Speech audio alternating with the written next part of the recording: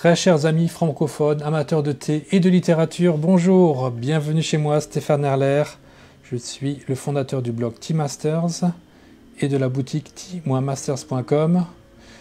Aujourd'hui, pendant que certains donnent des interviews à Pif Gadget, nous allons élever la conversation, nous allons parler de Marcel Proust et de la recherche du temps perdu. J'espère que vous allez bien aimer cette petite présentation de l'œuvre de Marcel Proust. Donc ce qui va être un petit peu spécial, un petit peu intéressant, c'est que je regarde l'œuvre à travers le mot thé, qui apparaît 91 fois quand même dans ce long roman, qui est un des plus longs romans de la littérature mondiale. Comme vous le voyez, là j'ai disposé les 7 livres qui composent cette œuvre de la recherche du temps perdu. La première œuvre du côté de chez Swann, on a le thé qui apparaît 22 fois, thé ou bien tea, parce que parfois il utilise également le mot en anglais. À l'ombre des jeunes filles en fleurs, on l'a 20 fois. Ensuite, le côté de Guermantes, on l'a 16 fois. Dans Sodome et Gomorrhe, on ne l'a que 3 fois. Dans La prisonnière, nous le retrouvons 21 fois. Dans Albertine disparue, une seule fois. C'est vraiment le record vers le bas. Et dans le dernier tome, Le temps retrouvé, on en a 8 fois le mot thé. Et ce mot thé est utilisé dans des contextes très différents et pour des définitions un petit peu différentes. Alors, je trouvais qu'il y en a que rien qu'en se concentrant sur ce mot, on pouvait apprendre beaucoup de choses sur cette œuvre. Alors, je vous la résume un petit peu rapidement. C'est donc la vie d'une personne qui ressemble beaucoup à Marcel Proust, qui est le fils d'un docteur, très respectable, très riche, parce qu'il a réussi à mettre fin au choléra en France à la fin du 19e siècle. Et lui, il se cherche. C'est un petit peu un vieil ado, un vieux Tanguy qui vit de l'argent de ses parents, qui va de fête en fête, de réunion mondaine en réunion mondaine, qui a écrit quelques articles dans le Figaro, donc il est un petit peu doué pour le côté littéraire, mais sa carrière ne prend pas vraiment, quoi. Il préfère s'amuser, il préfère rencontrer des jeunes filles, il préfère discuter avec d'autres hommes, il aime bien la belle vie, il aime bien le luxe, et donc c'est un petit peu une histoire d'une recherche. Il a donc un côté, une vie mondaine, il a une vie amoureuse, et il y a également une vie artistique et un grand amour de l'art. Alors, le thé va, à première vue, c'est surtout, ça va surtout concerner sa vie mondaine. Et d'ailleurs, le mot thé, vraiment dans le livre, il a plusieurs acceptions. Il va désigner ou bien sûr la feuille, ou bien l'infusion. Mais là, on peut également remarquer que thé ne désigne pas forcément l'infusion de feuilles de thé, mais ça peut également désigner l'infusion d'une tisane. Au lieu de dire une tisane, il pourra utiliser également le mot thé. Si on infuse du tilleul ou bien une verveine, il peut utiliser le mot thé pour une infusion. Donc à l'époque, c'est ce que nous avait montré Olivier Delassalle dans un article que j'ai publié en 2 parties sur mon blog récemment. La définition de thé n'était pas encore complètement arrêtée. Ça pouvait également désigner une infusion d'une herbe autre que du Camellia sinensis en France. Et puis donc, le thé a également cette définition, ça peut également vouloir dire la réunion de thé. Et donc la réunion mondaine, notamment à cette époque-là, c'était vraiment le rendez-vous de la haute société, bourgeoise ou aristocratique. Et chaque personne en vue essaie d'avoir son jour de thé. hein. Donc aujourd'hui, c'est mon jour de thé. Le dimanche, c'est le jour où je vous invite chez moi prendre le thé. Donc on pourrait dire qu'aujourd'hui, c'est mon jour. Et si Valérie nous invite le lundi, on ira chez elle le lundi. Et tous les mardis, on peut se donner rendez-vous chez Jean-Philippe. Et donc, ça serait chacun à son jour, le jour de la semaine où il invite hein, des connaissances, des amis, des relations à venir prendre le thé chez lui.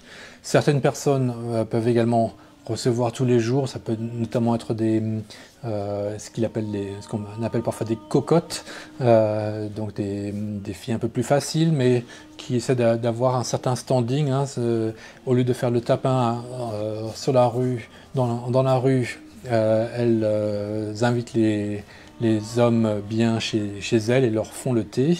C'est le cas notamment d'Odette du côté de chez Swan. Et on remarque que cette jeune femme, elle est très douée justement pour cela, pour utiliser le thé comme arme de séduction. Et Swan, qui est donc un bourgeois très érudit, on dit de lui qu'il a c'est un petit peu on parle de lui de thé et de livres. Hein. Quand on parle de Swan, c'est vraiment le sommet du luxe, du chic. Il est bon à la fois pour goûter au thé et puis pour lire les livres.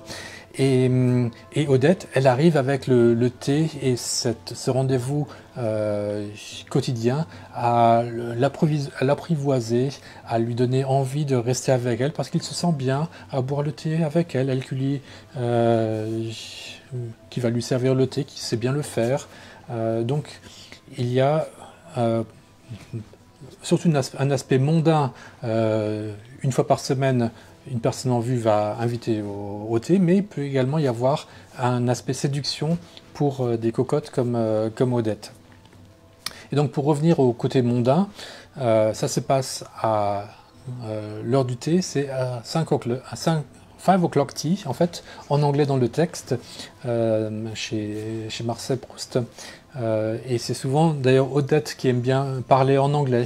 Elle va aussi dire tea gown pour dire qu'elle va s'habiller, elle va se changer pour le thé. On s'habille de manière plus élégante pour aller prendre le thé parce que c'est vraiment la réunion sociale où on veut être bien vu. De là va dépendre beaucoup qui on va pouvoir inviter. Hein. Si on est dans les bons thés, on arrive à découvrir, à rencontrer plus de monde et cela permet d'inviter également des gens d'un niveau de plus en plus élevé. Et d'ailleurs, à la fin, quand il est question du Ritz, l'auteur dédaigne tout à fait ce genre d'établissement. Il dit, c'est quoi un hôtel à 5 étoiles? N'importe qui avec de l'argent peut y aller. Alors que aller dans un thé, ce n'est que sur invitation. Donc il y a certains thés où des femmes puissantes, riches, elles meurent d'envie d'y aller, mais elles ne sont pas invitées. Parce que il ne suffit pas d'être riche, puissant, etc. Il faut encore être accepté par les autres. Et ça peut être très difficile avec certaines personnes de la haute aristocratie, comme Madame Guermantes, qui fait fantasmer non seulement l'auteur, mais la moitié de Paris. Elle est très altière, elle est très distante de ce monde social et on remarque que plus elle met de la distance entre elle et les autres, plus elle est recherchée, plus arriver à aller chez elle est un prix qui est vraiment inestimable. Donc il y a tout ce jeu social qu'on remarque autour des thés. Il y a plusieurs choses qu'on remarque aussi, c'est que c'était de l'après-midi. Une des raisons pour laquelle ils ont lu l'après-midi et non pas le soir, c'est que déjà dans le livre, Marcel Proust remarque qu'ils excitent. Hein, que si on boit beaucoup de thé, on est plus excité et on a du mal à s'endormir. Et puis, ils ont lieu avant le dîner et la manière de mettre fin au thé, c'est quand les domestiques enlèvent les accessoires. Ça va être le signal que le thé est fini et qu'il faut dire au revoir à la personne qui vous avait invité.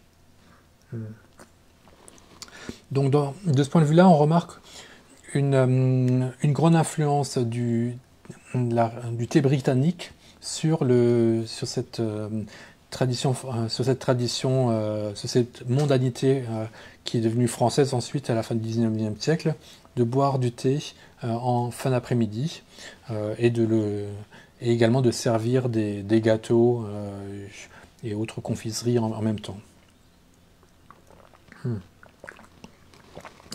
Alors pour les femmes, notamment pour Odette, pour montrer le côté chic, là on va parler elle est associée au thé et aux fleurs. Elle a une passion pour les fleurs. Ça me fait penser un petit peu aussi au fait que nous aimons bien mettre des fleurs sur le chachi. Et donc ça montre vraiment aussi toute l'élégance qu'il y a associée avec le monde du thé. C'est un monde de livres pour les hommes et de fleurs pour les femmes. On parle très peu d'alcool d'ailleurs dans le livre, dans toute la recherche. On parle un petit peu de champagne, de Bourgogne, mais on remarque quand même qu'à cette époque, il y a une centaine d'années, le vin c'était quand même quelque chose qui était plus populaire, donc qui n'était pas aussi distingué que le thé, qui était un produit importé, très cher, et donc il convient beaucoup mieux à mettre cette idée de standing, de luxe, de chic, et donc d'ascension, de standing social. Et j'évoquais également, on peut également évoquer un thé auquel la mère de Proust va assister chez Madame Sazera, et elle dit « Oh, c'est un thé qui est ennuyeux ». Mais parfois, il faut aller aussi dans des thés ennuyeux pour montrer qu'on est là, qu'on existe, et pour rencontrer des personnes qu'on fréquente, hein, pour ne pas couper les ponts, pour maintenir un petit peu sa relation sociale.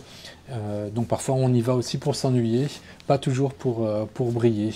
Mais le thé mondain peut également être très cruel.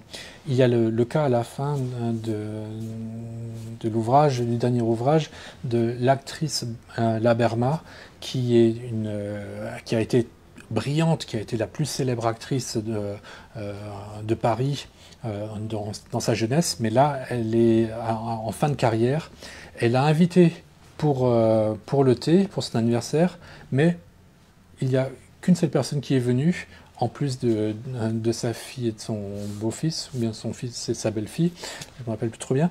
Et donc, c'est vraiment la déchéance totale. Et cette personne, elle remarque qu'elle est seule, et elle va vite partir pour rejoindre l'autre thé chez Madame Guermantes, chez la princesse de Guermantes, qui est le thé où il faut être ce jour-là, et où se produit une autre actrice concurrente, rivale de Laberma. Et Laberma prend cela vraiment comme un affront personnel, et elle comprend donc encore plus que sa carrière est terminée, et très rapidement après, elle mourra de tristesse à cause de ce thé qui a vraiment été raté pour elle, parce qu'elle l'avait invité, mais personne n'était venu, tout le monde était allé voir sa rivale. Et donc cette mort sociale a précédé sa mort réelle. Donc le thé, c'est également quelque chose comme un instrument de pouvoir à l'époque, hein, et donc même si c'est quelque chose de très élégant, de chic, de luxe, il y avait tout un enjeu derrière le thé, et beaucoup comment dire, de focuserie là-dedans. Ça se voit notamment chez Madame Verdurin, que l'auteur n'aime pas trop, parce que pour elle, qui invite également une fois par semaine son cercle d'amis, si vous faites partie de ce cercle, vous êtes bien vu. Si vous n'en faites pas partie, vous êtes très mal vu. Elle va dire des choses horribles sur vous. Mais à partir du moment où vous en faites partie, et si vous changez de statut, son opinion sur vous va changer du tout au tout.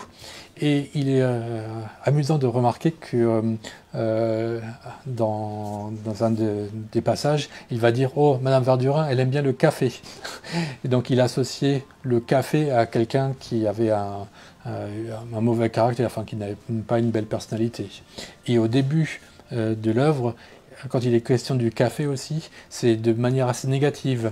C'est la cuisinière qui se prépare le café, donc quelqu'un d'un rang social très très bas, et la mère de Proust dit « Oh non, ça n'a pas de goût, hein, c'est un breuvage sans goût » à propos du café, alors que de nos jours, on penserait plutôt le contraire, que le thé est quelque chose de plus fin et léger, alors que le café, ça a quand même beaucoup de goût. Mais là, non. Donc, vraiment, il y avait ce standing vraiment très très élevé pour... la place du thé était vraiment très élevée. On dit aussi que c'était bu dans des appartements aux murs peints aux couleurs sombres. Donc vraiment une ambiance très feutrée. À l'époque, l'électricité venait juste d'être inventée et commençait à venir dans les maisons. Donc au départ, beaucoup de ces maisons étaient encore éclairées à la bougie ou bien aux lampes à huile. Donc avec des murs peints en couleur sombre, on imagine vraiment l'ambiance très très feutrée comme on peut voir dans certains feuilletons sur ces anciennes époques dans les châteaux. Donc une ambiance quand même assez spéciale, surtout à la fin du jour, pour le thé avec le soleil couchant. Donc une autre question qui se pose aussi, c'est la question de l'homosexualité, parce qu'il est quand même assez connu que Proust a eu des relations homosexuelles, et j'avais lu que pour un critique, dans cette œuvre-là, le thé était considéré comme un mot cryptique qui aurait une connotation homosexuelle, hein, qu'il fallait vraiment lire l'expression prendre le thé avec quelqu'un comme oh ils vont faire l'amour ensemble, mais on ne pouvait pas dire ça, mais il fallait dire ça de façon cryptique parce que l'homosexualité à l'époque n'était pas aussi ouvertement affichée que de nos jours. Pour cela, je n'ai pas trouvé beaucoup d'indices qui corroborent cette thèse, même dans le Sodome et Gomorrhe, hein, dont le nom est quand même très explicite sur l'homosexualité. Par contre, dans le tome d'après, effectivement, il y a un endroit où Charlus, qui est c'est le comte, hein, le comte Charlus, qui est ou bien il est duc, qui est la personne aux tendances homosexuelles les plus voyantes. Il est énervé par le fait que l'on dise que quelqu'un a payé son thé à quelqu'un d'autre. Et pour lui, donc payer son thé à quelqu'un, là, il y aurait une connotation homosexuelle vraiment déplaisante. Mais il n'y a vraiment qu'à cet endroit-là qu'on peut voir un parallèle entre le mot thé et l'homosexualité. Dans tous les autres mentions du mot thé, je n'ai pas vu cela comme avec un lien cryptique pour désigner quelque chose d'homosexuel. Pas du tout. D'habitude, c'est quand même très, très, très, très clair, juste dans ce passage-là. Sinon, il y a également un passage très amusant, parce qu'on invitait parfois aussi au thé dansant. Et là, c'est justement Charlus qui va nous faire une blague, qui va dire oh, cela, c'est impossible. Ils m'ont convié, comme vous, je le vois, à la chose la plus impossible à concevoir et à réaliser, et qui s'appelle, si j'en crois la carte d'invitation, thé dansant. Je passais pour fort adroit quand j'étais jeune, mais je doute que j'eusse pu, sans manquer à la décence, prendre mon thé en dansant. Or, je n'ai jamais aimé manger ni boire de façon malpropre. Vous me direz qu'aujourd'hui, je n'ai plus à danser, mais même assis confortablement à boire du thé, de qualité duquel, d'ailleurs, je me méfie, puisqu'il s'intitule Dansant, je craindrais que des invités plus jeunes que moi, moins adroits peut-être que je n'étais à leur âge, renversassent sur mon habit leur tasse, ce qui interromprait pour moi le plaisir de vider la mienne. Donc, sous la mention thé dansant, Charlus la prend au pied de la lettre et il s'en moque en disant que c'est pas possible de danser en buvant du thé. Vous risquez de renverser votre thé. Bien sûr, un thé dansant, ce n'est pas un thé où on danse et on boit du thé en même temps, c'est on danse et quand on ne danse pas, on boit du thé. Donc, il y a beaucoup d'humour dans ce livre, mais le lien le plus important avec l'œuvre et le sujet central de l'œuvre, il y a quand même un lien aussi avec le thé. Et celui-là, je vous en avais déjà parlé dans ma première vidéo sur Proust, c'est ce lien entre le thé et le souvenir.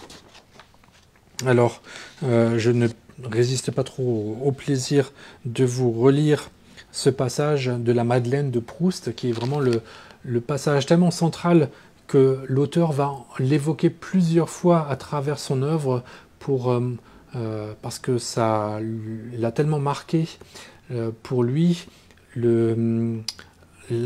Pourquoi est-ce qu'il a écrit cette œuvre finalement, c'est parce qu'il voulait fixer des souvenirs de son passé. Et il a remarqué que la première fois qu'il a réussi à faire revivre son passé, c'était grâce à du thé et à une madeleine.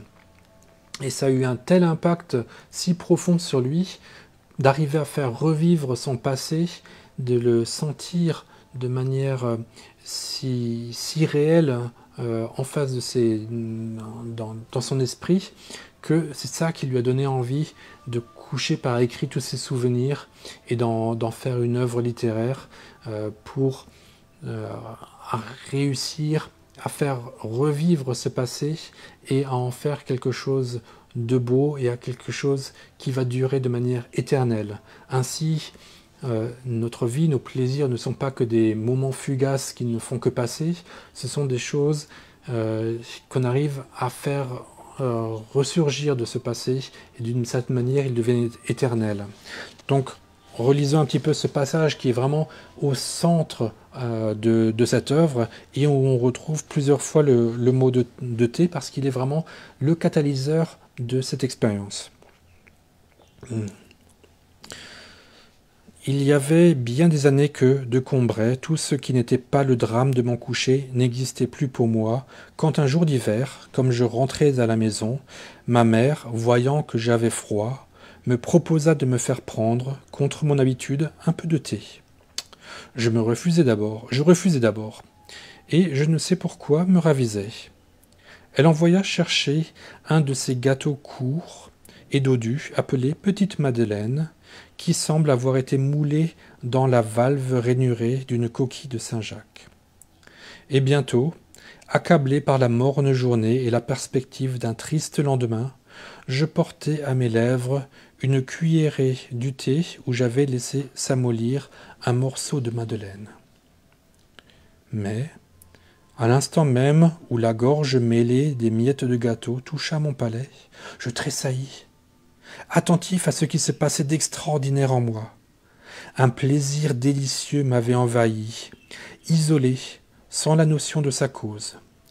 Il m'avait aussitôt rendu les vicissitudes de la vie indifférentes, ses désastres inoffensifs, sa brièveté illusoire de la même façon qu'opère l'amour, en me remplissant d'une essence précieuse.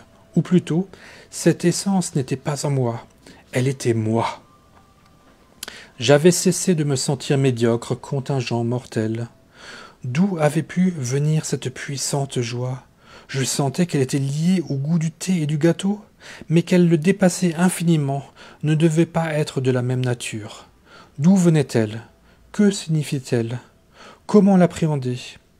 Je bois une seconde gorgée, où je ne trouve rien de plus que dans la première. Une troisième qui m'apporte un peu moins que la seconde. Il est temps que je m'arrête. La vertu du breuvage semble diminuer. Il est clair que la vérité que je cherche n'est pas en lui, mais en moi.